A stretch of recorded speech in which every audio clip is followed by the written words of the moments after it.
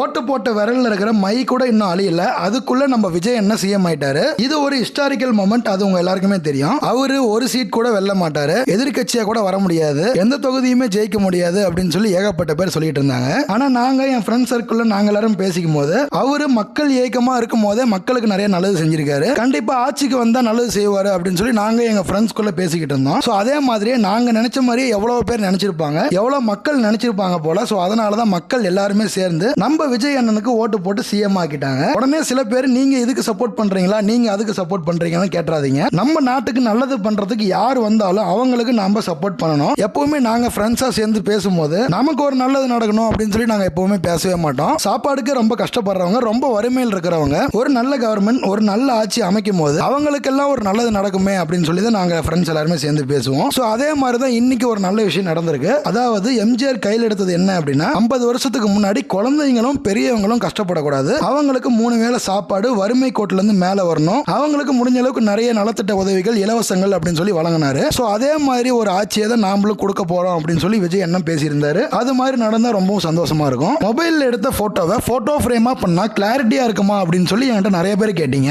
நீங்க எங்களுக்கு மொபைல்ல எடுத்த போட்டோவை அனுப்பிட்டீங்கன்னா போதும், அதை நாங்க கிளாரிட்டி பண்ணி ஹெச்டி ஃபார்மேட்டா கன்வெர்ட் பண்ணி அதுக்கப்புறம் தான் பிரிண்ட் போட்டு ஃப்ரேமா ரெடி பண்ணுவோம். சோ உங்களுக்கும் உங்க குழந்தைங்க போட்டோ இல்ல உங்க ஃபேமிலி போட்டோ இதே மாதிரி போட்டோ ஃப்ரேம் பண்ணணும் அப்படின்னா இந்த வாட்ஸ்அப் நம்பருக்கு மெசேஜ் பண்ணுங்க.